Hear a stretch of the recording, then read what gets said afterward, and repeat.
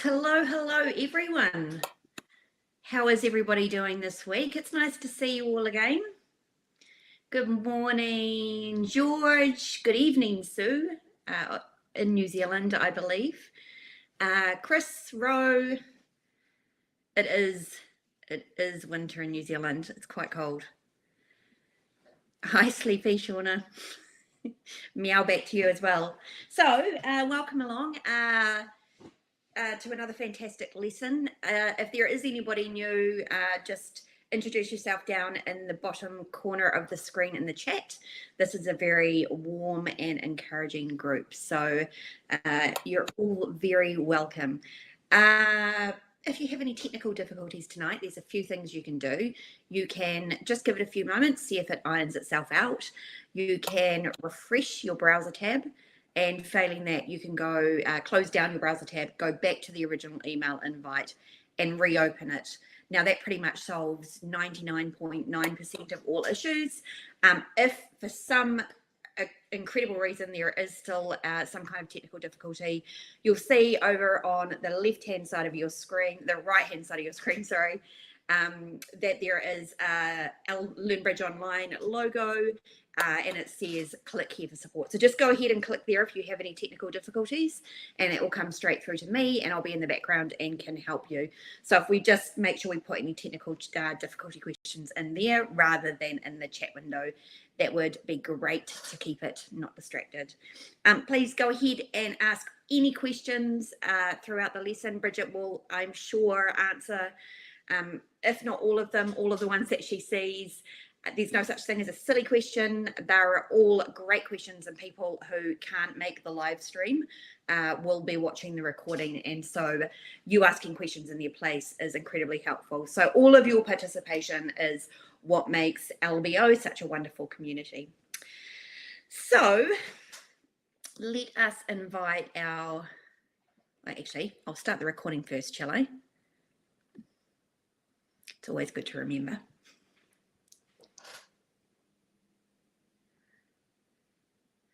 Hi, Verona. Good morning. Hi, Jeanette. Morning. All right, so welcome along, everybody, to another fantastic bridge lesson with our amazing teacher, Bridget Rampton. Thank you for those on the live stream, and also for those of you who are joining through watching the recordings afterwards. Also a huge welcome to people who are watching for the first time. Don't forget to leave your questions on the classroom page for Bridget, and she can look at them and answer them the following week. So without further ado, let us invite up the fantastic and lovely Bridget. Give her a warm welcome. Hi, nice to see you. You too. Woo. Oh gosh, what's that? You can do it too. There's all kinds. I don't think I've got the update. I think it takes a little bit longer. You have to hold it for a bit. Oh, no, you have to be patient. Yeah. So well, it's nice to see you. So all ready for another lesson? I am. What have you got in store for us tonight? Well, last week we were looking at just getting your head around the game of bridge and, you know, sort of using tips to progress your game. Today, we're looking a little bit more at the partnership aspect of that, which is just such an important part of bridge. But before we do that, I had such a fun hand last week, and it really reminded me of something we were talking about. Can you remember last week when we were talking about improving your game? And I said, like, there's things you can do quickly to get a good game, and there's things that will take a lot longer. And one of the things that you can do quickly is you can become very familiar with the scoring, for instance, and your basic bidding tools. Honestly, that's such a good point, because I'm terrible at scoring, and I know just because when I'm deciding whether it's worth making like a sacrifice call, you know, you need to know scoring to be able to do that. And I actually downloaded a little calculator on my iPad, a little app. Well, and just learn it, just understand it. Go through and learn the bonus that you get for the game, learn the bonus you get for the part score, learn what each points are. Learn how much you go down if you're penalised and you're doubled, and it will have a big effect on how you play. And I've got a great example hand where basically my partner and I got stuffed because this guy knew his scoring. But I'll show you in a second. We'll bring it up. Fantastic. All right. Okay, I will leave you to it and see you at the end of the lesson. Enjoy, Yep. everybody. See you soon. Okay, let's have a look at this hand. It was a great example. I'm going to pop you over to this one. Everyone see the screen okay? Someone give me the thumbs up. I think you can. Yep. Thanks, Ro. Absolutely brilliant. Okay, so this is a huge hand. So I was sitting in East. I was playing at the Ackle Bridge Club in London, which is actually where Ackle first was played. So an historical bridge club in North London. I have got this big hand in the East seat. So I thought, what have I got? I think it's at 23, 24 points. 4, 5, 6, 7, 8, 9, 10. 24 points. So this is a sort of hand where I pick it up and I basically know that I want to be in game opposite any hand from my partner with a hand like this. It's just a huge hand. I can't afford my partner to pass. When I can't afford my partner to pass my opening, that's when I'm going to open 2 clubs. So I open 2 clubs to say, look, I've got this huge monster hand. Some people play like other things are their biggest hand, but for me, 2 clubs is my biggest bid. So if my partner's asked, what does that mean? She'll say, that's our biggie. That's our big hand. So I opened 2 clubs. What do you think South did? The chap at the Ackle. He's got this big heart hand. He knows I've got a monster. He knows I'm vulnerable as well. So vulnerable game. It's worth 600 or 620. Yes, that's exactly what he did. Yeah, Sleepy Shauna, Caroline, that's exactly what he did. He jumped to 4 hearts. He's got this beautiful heart suit. Jumped to 4 hearts. So my partner, what do you think she did?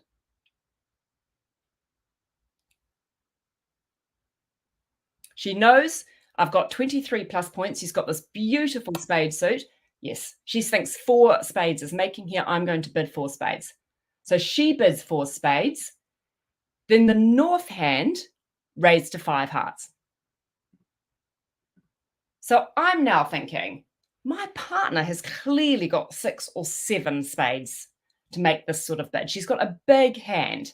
And I've got the ace and queen. What's she got in her hand? She must have the king of spades. So looking at my hand, I'm thinking we're making 6 spades here. This feels to me like we're making 6 spades.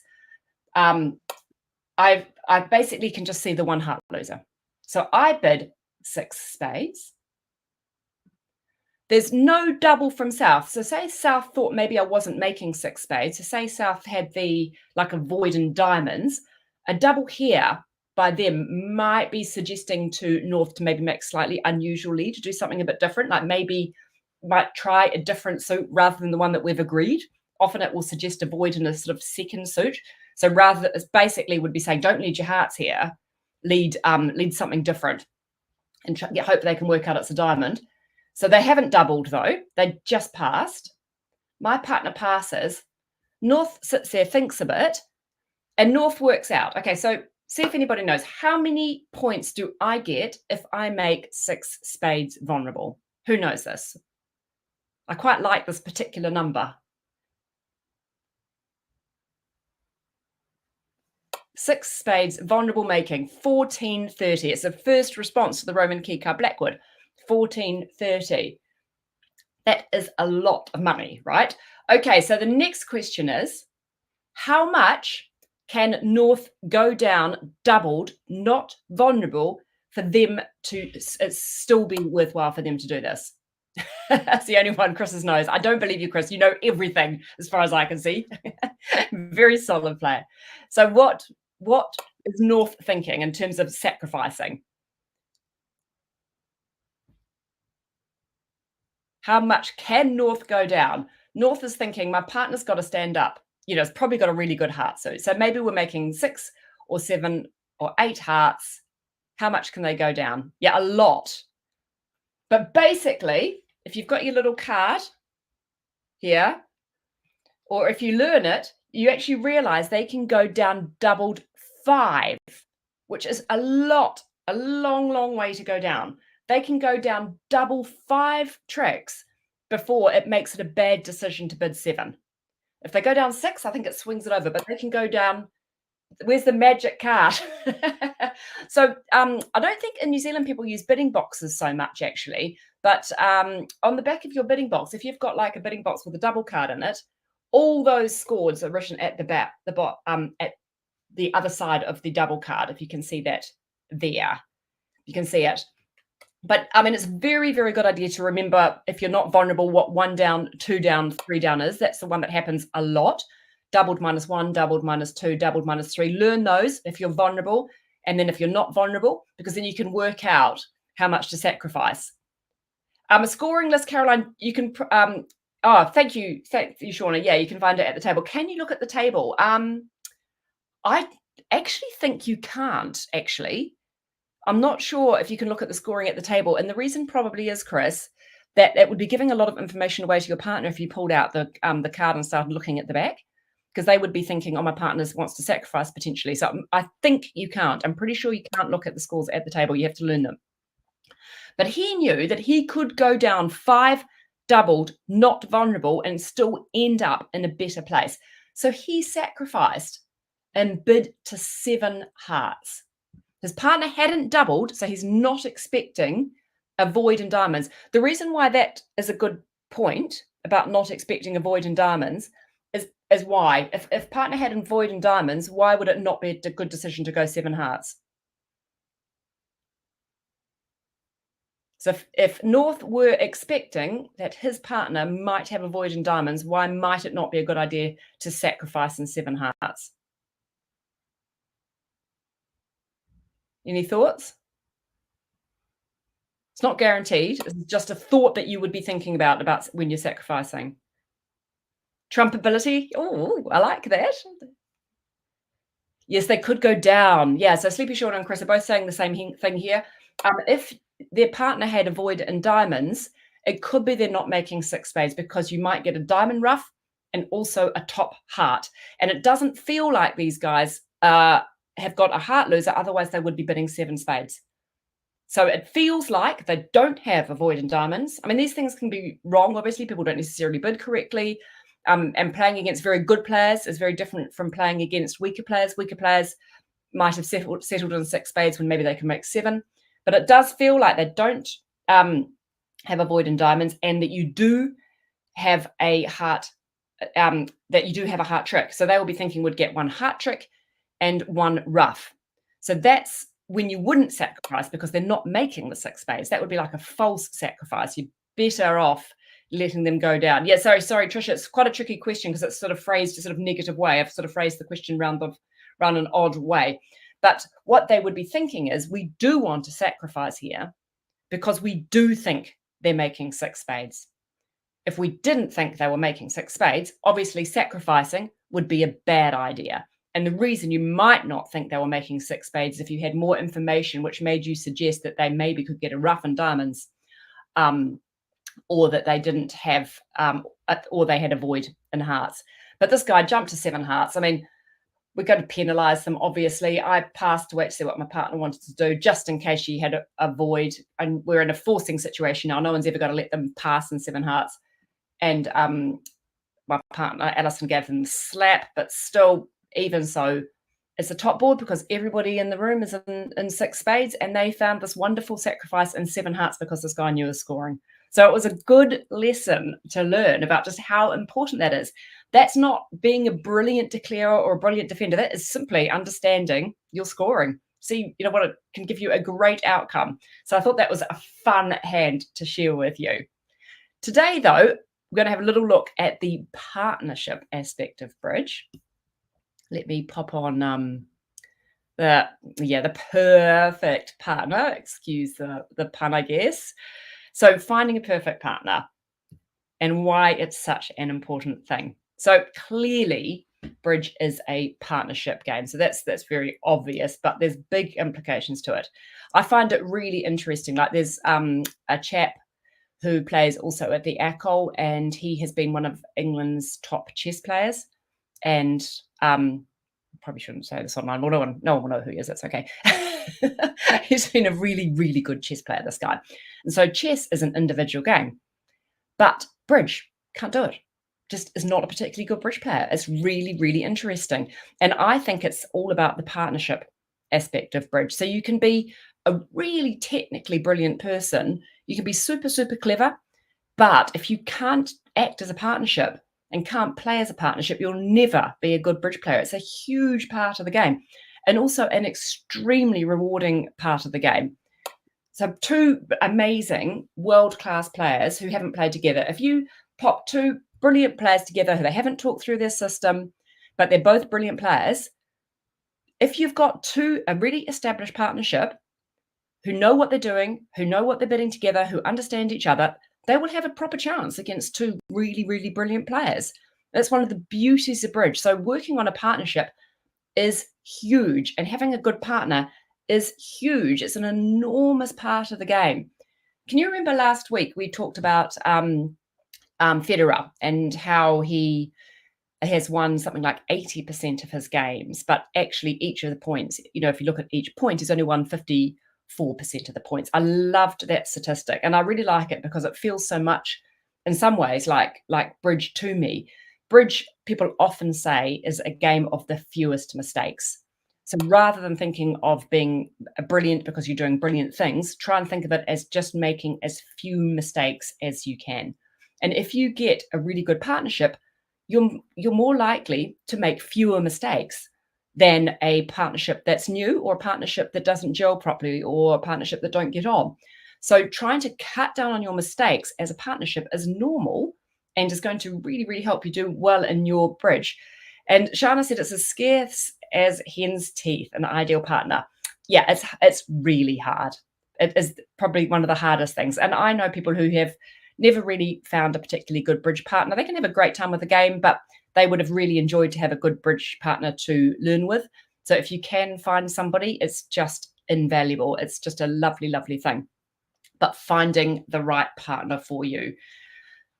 And how does that happen? I mean, it's just one of these things, right? So sometimes you might have a friend that you're playing with and it's just worked out, and you start playing together and you gel. Sometimes you've learnt together. You've tried playing with lots of different people at a bridge club. One person just seems to work better than others, and you sort of stick with it. But it can take a long, long time to find someone good. For me, I think it probably took me about 5 years to find my bridge partner. It really took a while. And I definitely, tried and tested a few people. I would play with different people at the club. And it's very important to play with lots of different people as well, because you develop your game, you get better at defense, you get better at declaring. But you won't be able to develop that partnership thing if you're changing your partners all the time. Trisha's saying, how do you dump the person you can't play with? We're going to come to that. We can come with some tips. It is so hard. It's ruthless, right? But when I first started playing, I had a sort of mentor who was teaching me. And there was a woman who wanted to play with me and develop a partnership. And he just said, be very careful. It's like a marriage.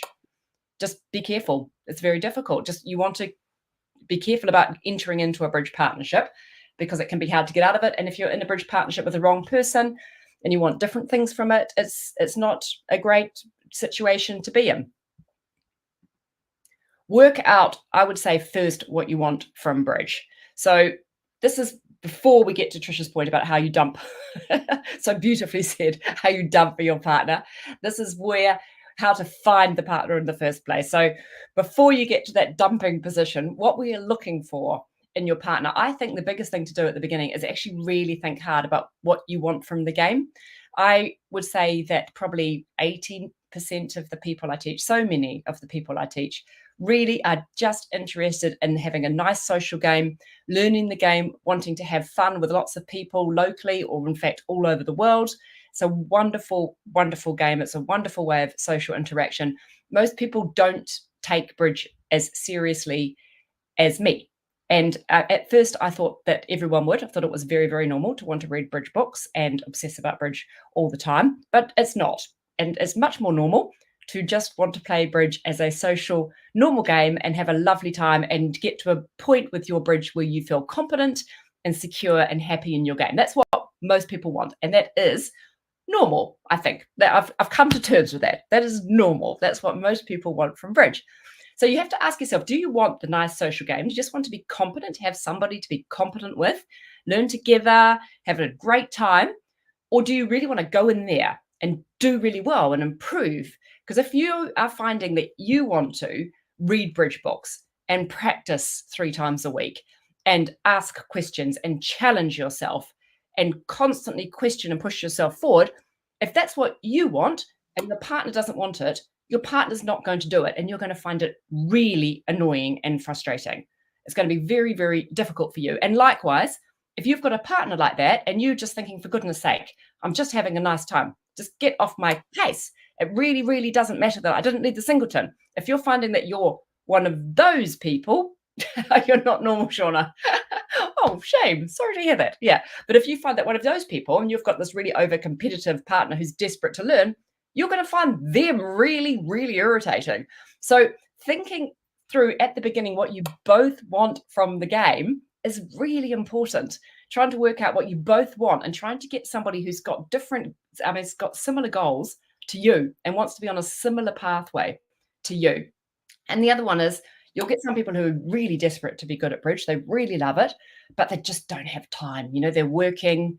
They can't take all this time out to practice and get advice and have lessons. They just don't have the time. That's extremely normal as well. Those people have got jobs to go to. They can't do that. So you have to think to yourself as well, can I put the time in? Can my partner put the time in that I'm able to put in? All those things are very, very important to think about when you're finding your partner. Okay, you need to gel. I don't know if any of you have come across this before. So sometimes I've definitely played with some people who are good players, and we've tried to sort of have a game, and it's kind of like we're standing on each other's feet. It's such a weird thing. It's like you don't have a gel together. You don't have a mental connection. And then I thought about it. I mean, it's really not so different to, a friend or a partnership in real life outside bridge. There's just some people that you connect with for some reason and some people that you don't. And you can think they're a fantastic person. You really think it's going to work. Everything on paper looks great about this person, but for some reason, you just don't gel. I don't know if any of you have found it. It's a really funny thing. It's like you just think, oh, it's kind of, we don't get each other somehow. So it's such an interesting idea, but you do get that. So that's a kind of important thing to think about as well. Now, how to get out of an unsatisfactory relationship or partnership. So I would say, like when we run a small club in North London, I would say it's one of the biggest questions I get. It's like, I really like my friend. I feel so embarrassed. I feel so awkward. He or she's such a nice person, but I really want to get out of this partnership. How do I do it? Is there anyone else I could play with? What should I do? And it's such a tricky question. It's really, really hard. I like the idea of marriage counselling for bridge clubs, by the way. Oh, yes. No, you're saying people should go to marriage counselling. Yes, that's probably right as well. Yeah, but it is probably one of the key questions that we get is like, how do we get out of this bridge partnership? Because it's so awkward and embarrassing. You know that it's not going to work for you. So for me, I think the first thing to say is, do you really want to completely get out of the partnership? Or do you maybe want to sort of edge yourself away a little bit? Like sometimes one of the ways to get out of a partnership, if someone is very sensitive and it's tricky, is to just start playing with more people. So say, keep playing with that person, but just slowly just play with them a little bit less and play with somebody a little bit more. And that can be one of the ways out of a partnership. It's a very hard thing to do. It does depend. When I first started playing, I played with a very clever man, and he sort of introduced me to the game, actually. Super, super clever man.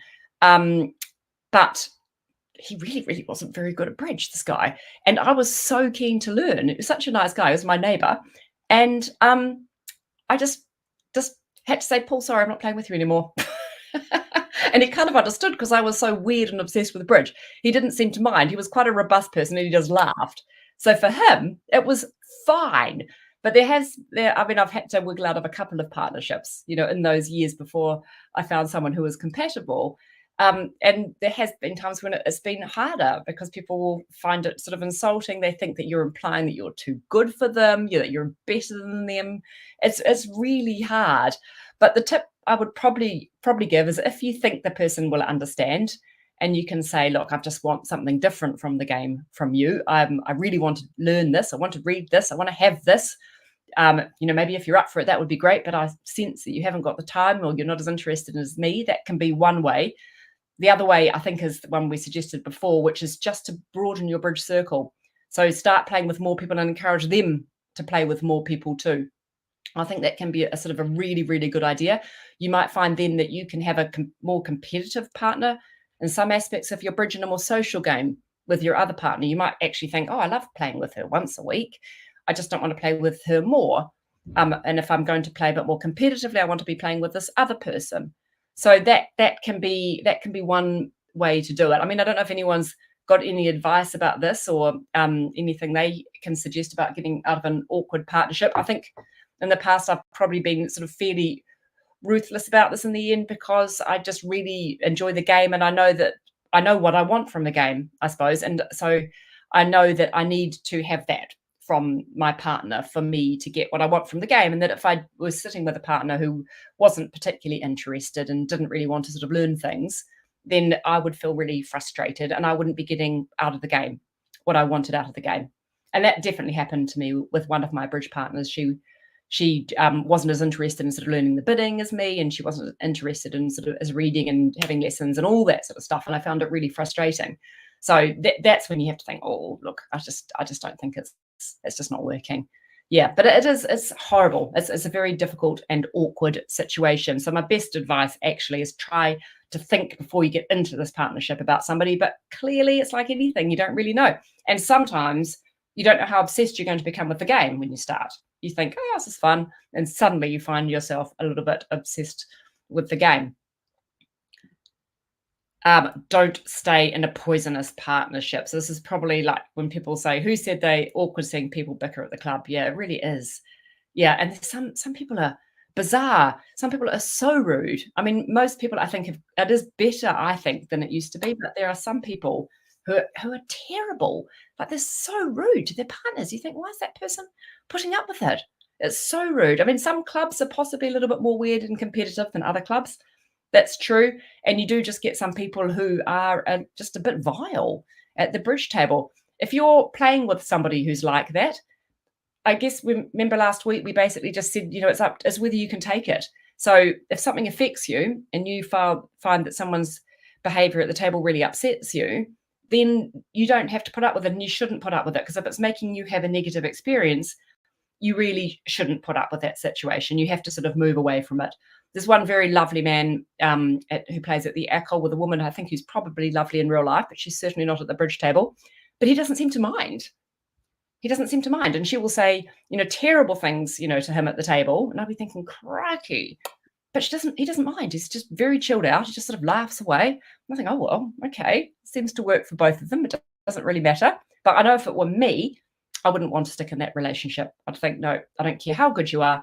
I would find that upsetting, and I would rather play with somebody who has a nice table manner, who's supportive of me at the table, and then we can both sort of work together. I find that if someone criticizes me at the table, a bridge partner, then I'm much more likely to get it wrong the next time as well. I start double guessing what I'm doing. I think, oh no, I'm going to get this wrong. And then it gets worse and worse. And then they criticize you again, and you sort of go in a downward spiral. It's really a really bad, toxic thing to have negativity at the table for a lot of people. It might be terrible for your game, and it's just not a great situation. It's meant to be a fun game. So if someone is making you feel bad about yourself, then I think that's you need to get out of it. And I'm really sorry to hear that, Shauna. It's a very unhappy experience. And probably you look back on it and think, why on earth did I stick with that person? What was I thinking? Like, why did I put up with that sort of behavior? But you kind of do, because you start thinking, oh, maybe they'll get better. But it's not worth it. So if you're finding yourself in one of those toxic relationships, I think it's good to get out of it. Okay, so once you have the partnership you want, and bear in mind, maybe even then it's not going to be forever, but if it's working for you at the moment, one of the best things you can do is really learn to understand each other. So it's all about partnership understanding and learning what to expect from your partner. You really do. The more you play with somebody, and it really is like a dance. If you can have a dance where you're not treading on each other's toes all the time, and you're moving together in the right way, you both understand what both of you are doing, it's just a fantastic feeling. And that is a practice thing. It's a big part of the game, learning to have that relationship with your partner and understanding each other.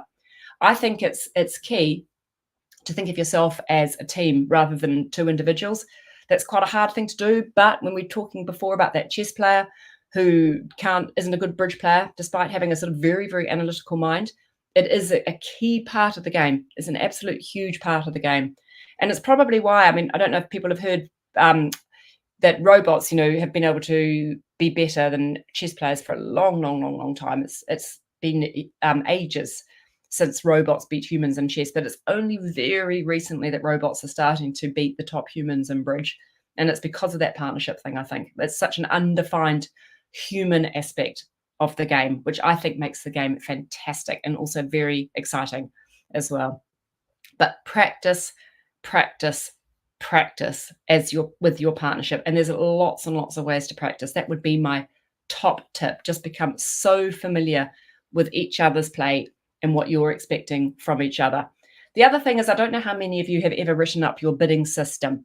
This is a really, really good idea, like sitting down with your partner and writing up your bidding system. So Caroline said, have you found a good tool for keeping your bridge conventions in? I've actually had mine sort of written up by a bridge professional.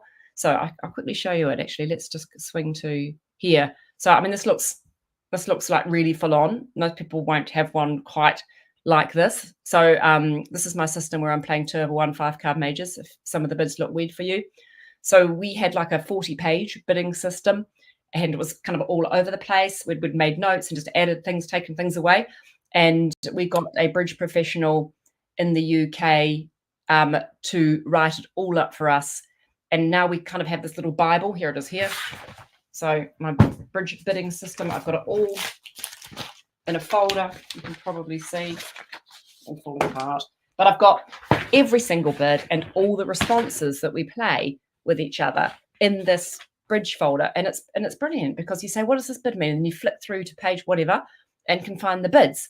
And you have to kind of sit down with your partner and agree what system you want, but you can get someone to professionally write it up. I mean, this is a big commitment, obviously. It's a lot of money. You don't need to do that. You can do it yourself as well. You can get up a Word document and write down your system.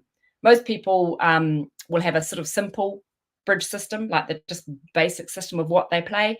And then they might have a more in-depth system for all kind of the follow-up bids if they want to go to that sort of level of bidding. So what Shauna said, support each other in bridge. Yeah, it's huge. It's absolutely huge to be a supportive partner in bridge. And it's basically for what we said before. If you're not supportive, you get the worst out of your partner.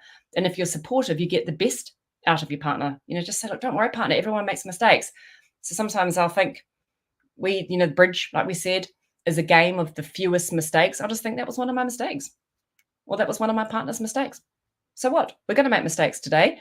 We just need to not make that many mistakes. We need to have more hands that don't have mistakes than have mistakes. That's all we're trying to do, is swing the odds from mistakes to not mistakes. There's always going to be mistakes, which is the game of the fewest mistakes. We're trying to limit that. So if you and your partner make a mistake, it's not a punishable offense. No one's going to blow anybody up. Don't worry about that. Just think it's one of our mistakes. It's perfectly normal. And Caroline said, could you talk through 5-card majors?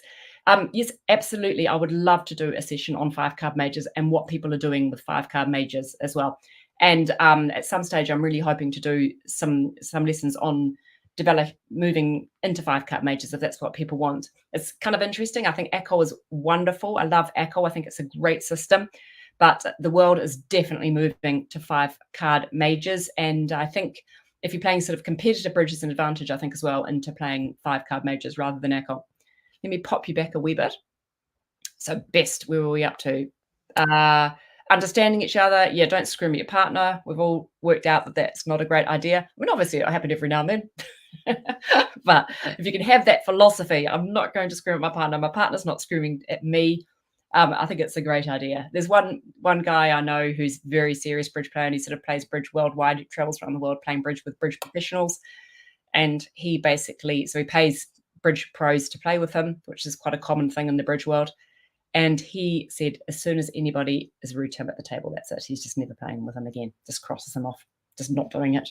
And I think it's a great philosophy. You don't have to be treated like that by somebody. In New Zealand, New Zealand there's much more Echo, I think, still than 5-card majors, but it's probably swinging over just like everywhere else in the world, I think.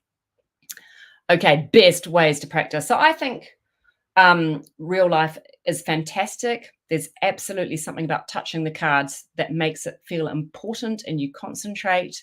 It's also a lovely experience, but it's not always the most efficient way to practice, because simply you just cannot get through the same number of hands. If you're playing at a bridge club, I find that you're probably playing, 22 boards, 24 boards, which seems like quite a lot. But if you're playing online, I mean, you might find yourself playing 50 boards. You can do twice as many. And it's very easy to sort of analyze and see the cards, and you can use that double dummy feature we've talked about before as well. And you can go through card by card, see where you went wrong. So it's a fantastic learning tool online. So practice online as well as playing in real life. Bridge Base is a great tool. A lot of people love FunBridge. I've never really used FunBridge, so I'm not as familiar with it, but a lot of people say that FunBridge is an excellent app that gives sort of tutorials, and you can do challenges with your friends or your bridge partner. So try that.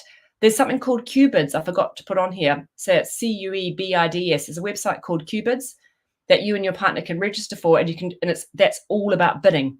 So you just practice your bidding with your partner, and then you can see what the ideal contract is, and you can see what other people in the world, what contract they got to. That's quite good. And then you can sort of work out what you should be doing with your bidding. So bidding tables on Bridge Base are brilliant. You can put robots in for free with the bidding table, and then you can bid with friends. So the robots, unfortunately, on Bridge Base do use 5-card majors 2/1, so they use a bidding system. But if you had 4 of you playing ACOL, that's fine because you're all playing ACOL.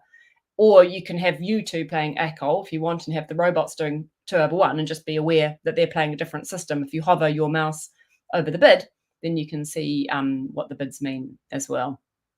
The view graph feature on BBO. View graph feature is wonderful. So you can go and set up a table and pull up from the view graph hands that have been played before by your favorite bridge professional. So that can be a really good thing to do. You can go in and think, okay, I really want to see what my favorite bridge player is doing, where it's played in competitions recently. You can do this, and then you can pull up their hands, play the same hands as they played, and see what they bid and how they played the hand. Such a great tool. I think one of the biggest things you can do, though, to get good as a partnership is just ask questions all the time and work out how and where you've gone wrong together. So if you've got somebody to ask, that is absolutely huge. If you can find yourself a kind of bridge coach or a bridge mentor, or ask us or here on this website, it's such a great tool, because you have to learn. You have to know where you've gone wrong and where you've gone right. One thing I find that people do a lot, and it's just a psychological thing, if you do something and it goes wrong for you in bridge, you kind of get burnt by it, or you and your partner can feel burnt by it. You might double for penalties. They make the contract, you push them into game, you get a bottom board, and then you think, oh, I'm not going to do that again, because you get burnt by it. And you think it's just a psychological thing. It must be a sort of natural human thing. You have a bad experience and you feel very nervous about doing it again. But if you've got a bridge person who's a mentor who knows what they're talking about, and you say, hey, look at this hand, should we have doubled them here? And they say, yes, it was completely reasonable. It's just that this is one of the hands that didn't work for. Then you'll feel more confident about doing it again. Sometimes it's really good to have someone standing from a distance giving you both advice about what you should have bid and why. First of all, will give you an understanding together of how things go. And second, it will make you realize, when not to be burned by things, or when you should be burned by things. Because the other thing that happens a lot is people get away with things. So they'll overcall something with an absolutely appalling session. It will be fine and it will be successful. And then they'll just keep doing it because of that one time when they were successful, not really processing that it's going wrong for them 70% of the time. So you've got to learn the percentage plays of things, and having somebody to advise and help you on that is really, really helpful. The other one is play out of your comfort zone. I think that is a huge thing. So if you can make yourself go to a place and play with your partner where both of you are out of your comfort zone, people are better than you will really find a massive improvement in your game. You'll learn from those people. I think that's a huge tip. Is my camera pointing at the ceiling? I'm sorry. Is it? What about now? Can you see my full face? Give me the thumbs up if you can see my full face. Yes.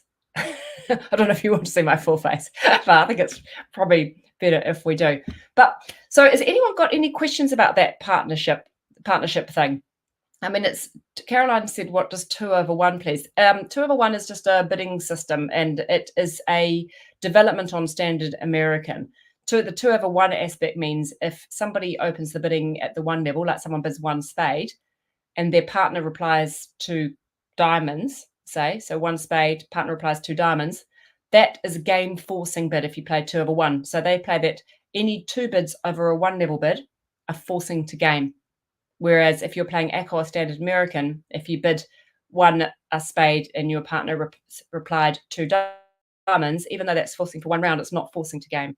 So that's the 2 over 1 system, which is becoming very common in the world. There's a lot of 2 over 1 in the world. I thought now, though, we could just do some more practical stuff and look at some hands, unless anyone has got any questions about the bidding. I mean, sorry, about their partnership, or any advice about getting out of tricky partnerships. Okay, let's take us over to bridge base. So we had that fantastic hand there, which was the 7 hearts. Actually, let me talk about a particular situation before we do that. And I'm going to take you to the whiteboard. And I'm going to write up a card combination. And I want everyone just to have a think about the chances of making 3 tricks from this holding. So let me put this holding up here. So say you've got the ace. Sorry, try and write this nice and tidily. Ace, jack, 5, and 3. And you've got the 10 here, the 9 here, and the 8 here. So say you're playing the suit in isolation, playing it in no trumps, and you don't have any entry problems in either hand. What are your chances here of making 3 tricks from this holding? So you're clearly missing the king and the queen. These sort of situations come up a lot, and they're really nice. It's a very nice holding to have, this holding. Does anybody know what the chance of making 3 tricks here is?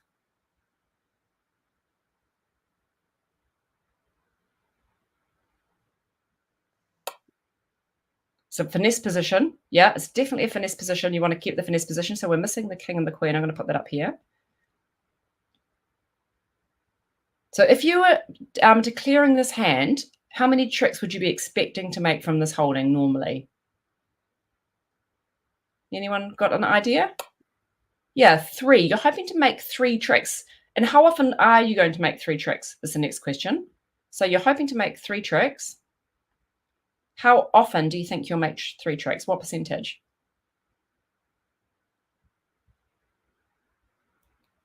It's much higher than you think.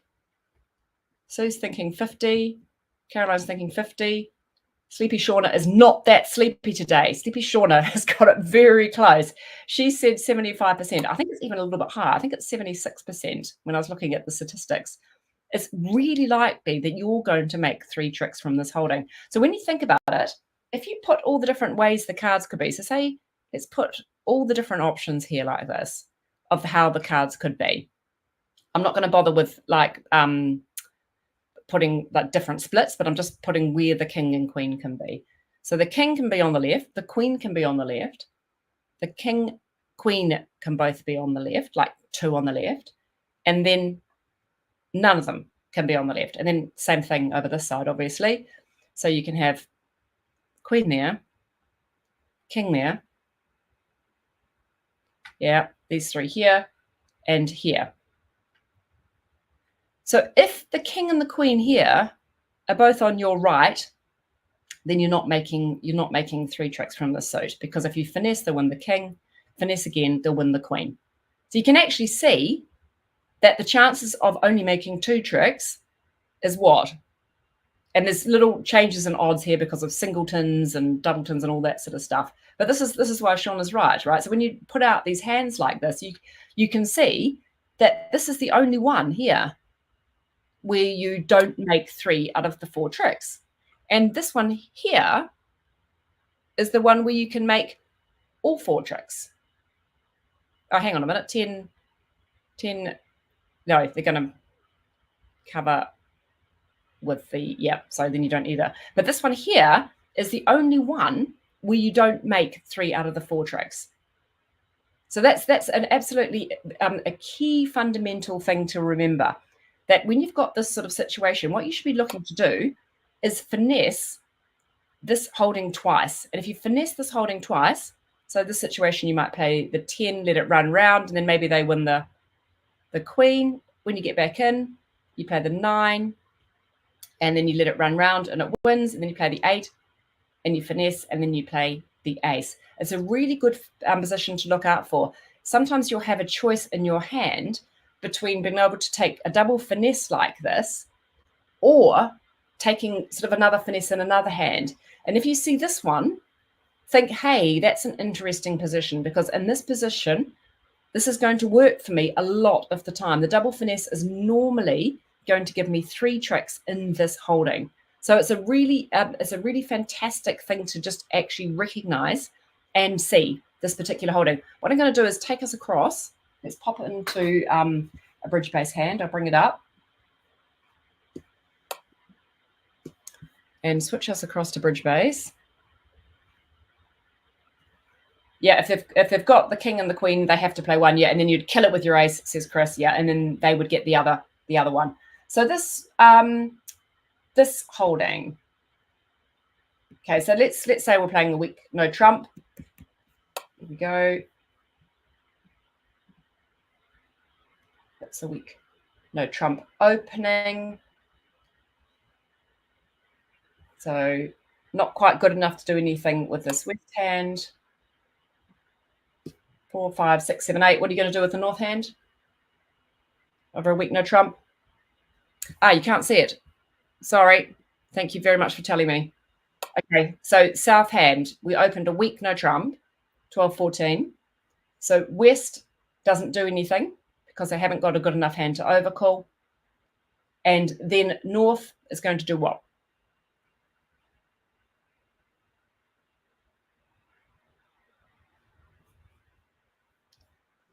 Yeah, it's a pass hand. If you had a 5-card major, you would always transfer. So next week, I've got a lesson on really diving deep into transfers. I won't be with you next week, unfortunately. I'm away next week, but I've pre-recorded a lesson. We're going to look really deep into transfers and the philosophy behind them. But here you haven't got a 5-card major. You can't cover every option. Sometimes if you're very lucky and you have spades and you have hearts, and even if you have diamonds as well, sometimes you might be able to do a weak stamen. Some people will play that. But here, this is just a classic pass. Nothing to say. So they're playing this hand in 1 no trump. This hand, they're probably going to lead a heart here. Which heart you lead is kind of interesting. People, there's pros and cons of leading the queen here, top of an honor headed by a sequence, and also from leading 4th highest from the sequence, because they only have 2 touching honors. They don't have 3, or they don't have a sort of broken sequence. There's no high card here. The problem with leading top of a sequence with only 2 like this is that what it can mean is you can get the suit blocked if your partner doesn't have very many of them, and they will be tempted to overtake your queen with their king to unblock the suit. And this sort of holding, I think it's probably better to lead the 4 here. So let's put on the double dummy. And they're going to jump up with the king. Okay, so first of all, I want everyone to think what they would do here, and can they see any particular finesse situations that look good? And which one is it that you're hoping to generate 3 tricks from?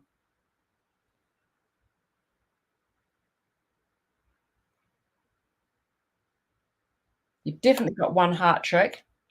Yeah, Chris is seeing the spade finesse straight away. So how many tricks are you hoping to get in spades? Yep, Sean is seeing it, Rose seeing it, brilliant.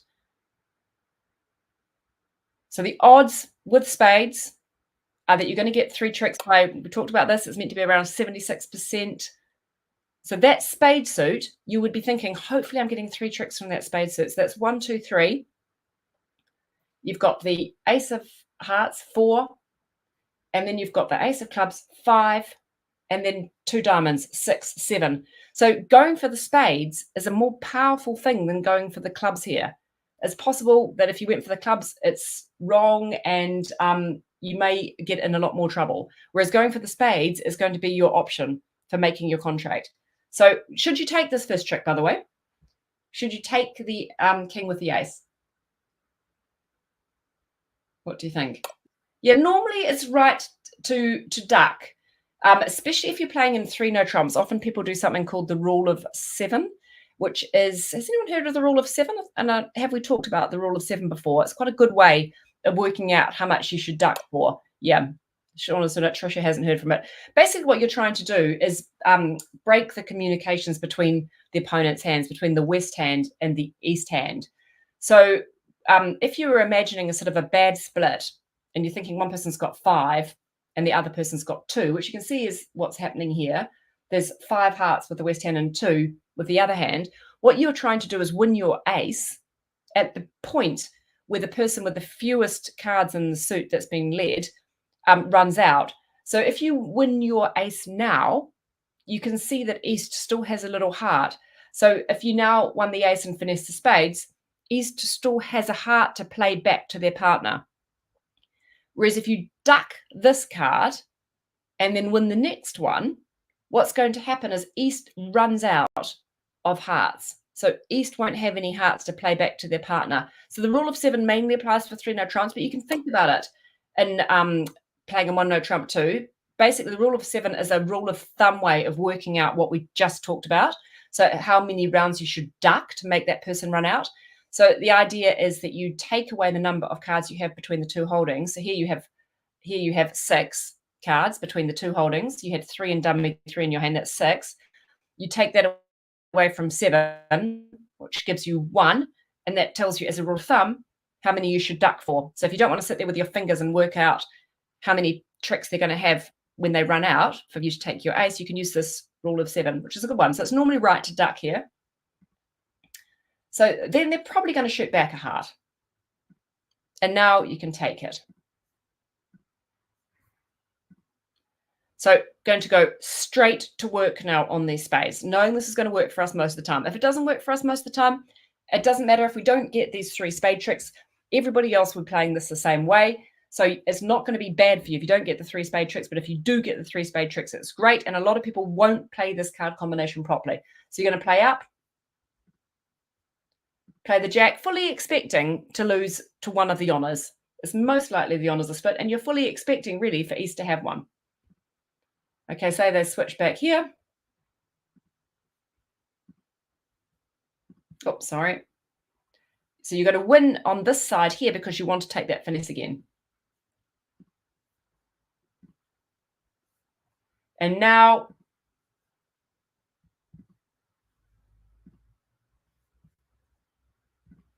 you've got that last one. You're lucky enough here to get the 3-3 split. And you can see if you just bash down your ace, you will get the 3-3 split, and then the 9 of spades will also be yours. Or you can come back across to your hand. We can do it. Is there a risk of taking the club finesse now? You might get some terrible club thing. I think I probably would just come up with the ace, play the spade up towards the ace in case the king and the 8 were both there. Get the happy news about the 3-3 split. And then got the tricks. Okay, let's try another one of these. 8, 19, 11, 12. So this time we have got West opening the bidding. Opening 1 no trump, Echo 1 no trump again. So North hasn't got a good enough hand to do anything, so North will pass. Okay, what are you going to do with the East hand?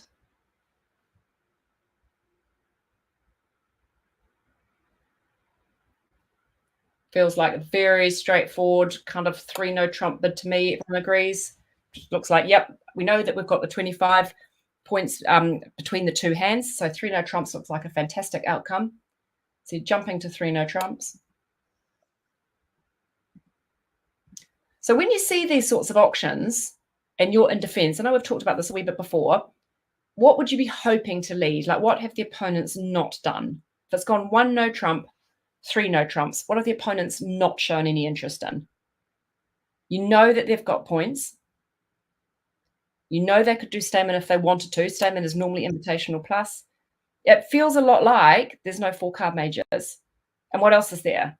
Even more than the 4 card majors, there's no 5 or 6 card majors. No one's transferred. and they would transfer if they could.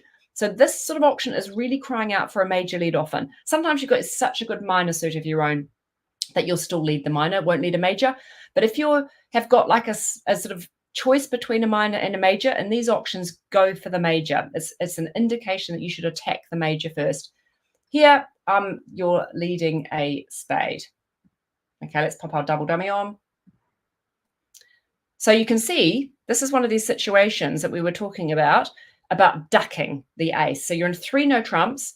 We can try this both ways. You can use the rule of 7. So if people who haven't come across the rule of 7 before, hopefully you understood what we were talking about when we explained it. Just try and use your brain to work out how many times you should duck the spade. So you've got 5 between the 2 hands, 7 take away 5. How many rounds should you duck it for? Got a very quick learner with Caroline. Yeah, try it. It's normally right to duck it for 2 rounds. What you're hoping to do is win your ace when South has played their 3rd and last spade. So that's basically the rule of thumb doing the maths for you. So you duck it.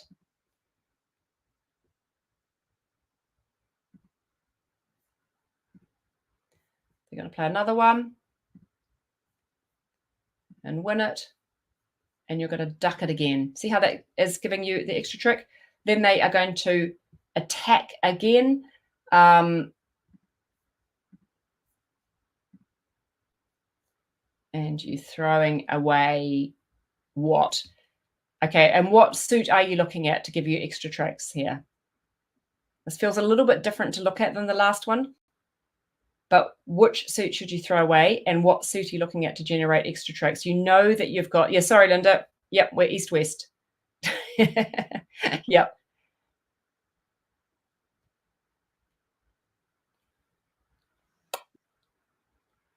So clubs look like they might give you an extra trick here because you've got that ace, jack, 10 position available to you. So hopefully you're going to find that the clubs are split separately, that this honours are split, one in the north hand and one in the south hand. So I'm going to throw away a diamond because you've always got these 4 diamond tricks. And then we're going to come across. And now we're going to try this club. Have faith in the maths, have faith in the percentages, and we're going to try the jack, and the king takes it. I might try a heart. We don't want to try taking that finesse at this stage. We also know that the south hand has no spades left, which is lovely. The north is the danger hand here. We do not want north in. Now we're going to try this one again. Try the 10. Keep our fingers crossed. Believe in the maths. Yes, work for us. Put that, bash down that ace. Okay, so now happy days as well because we've got this lovely split. So we've got our 3 diamonds. So it's a great position to look out for, the double finesse position. And just believe the maths and don't get burned. So if it doesn't work for you that time, don't worry. That's just one of the 25% of the times it's not going to work for you. But know the percentage, know the chances of that happening, and look out for it as a good position to have. Crossing over here, never had to take the heart finesse, which wasn't going to work for us. And if we had taken it, we would have gone off and win there with that 9. So the key about that hand is a lot of people will try for the heart finesse. They'll think, oh, I'm going to try for that heart finesse and see if that will give me the extra trick I need. But the club option is a much, much better option. The heart finesse is 50-50, whereas the club option is a little over 75%. So that's a fun one to take away with us today. The other thing is, if we've got time to just quickly look at something, I thought it'd be worthwhile just having a look at one of these bridge-based hands. If we've just got 2 seconds. In terms of just practice, so this is something you can do on your own, or you can chat through them with your partner as well. I think last week I showed you one. You have to go to home here, leave the table. So when you're doing this, maybe get a pen and pencil to write down how to do it. It's under practice, these Bridge Master. And then you click Bridge Master here. And then you can go start level beginner 1 and bring up the hand here. So rule of 7 again. Yeah, quickly, rule of 7 is you work out the holding between your two hands in the suit you're worried about. So if the suit you're worried about, you have got 6 cards. If that's the suit you're worried about, you subtract 6 from 7. That gives you 1. That's how many ones you duck it for. Okay, love Bridgemaster, says Shauna. Okay, so Shauna, you love this one. You must know what to do with this one. You're in 3 no trumps. What should we do here? You're trying to make 3 no trumps. What's the way to play this hand? Can you remember we talked about this situation a wee bit recently, that when you've got a queen, jack, queen, small, small, the one we had, I think, queen, small, small in one hand and jack, small, small in the other. How should you play this suit here? Like if you were playing this 3 no trump, would you jump up with the queen or would you play low? You need one trick from the spade holding, because you can see you've got 2 diamonds, you've got 4 clubs and 2 hearts. So a common mistake people do here, and this is why this example is here, is they don't play low. Chris has got it right. You should play low, but they don't play low when they see this holding. They try the queen. And then what happens is they jump up with the ace. And can you see what's going to happen?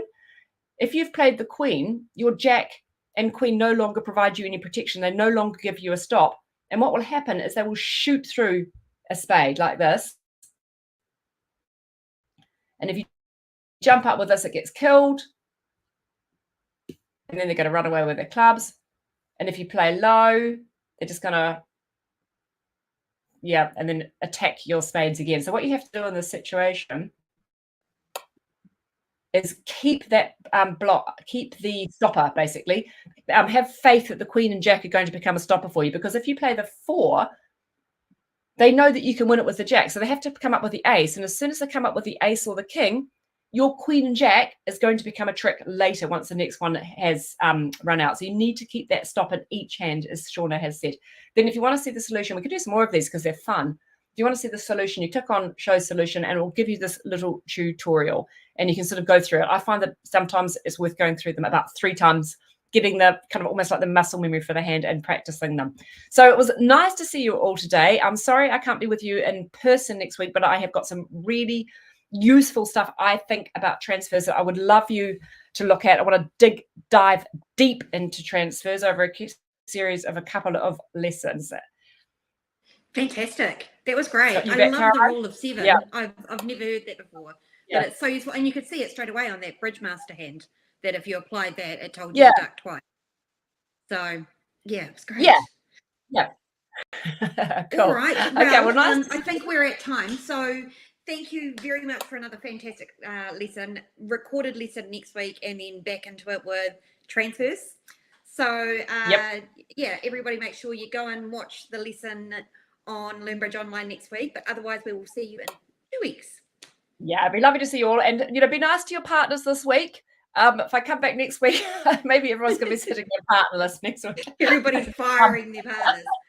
Everyone's going to come back. I know. It's a really good point. So the partnership is such an important aspect of the game. It's huge. It's just huge. Yeah. Okay. Oh, Chris is left. All right, everyone. Take care. Thanks. See you later.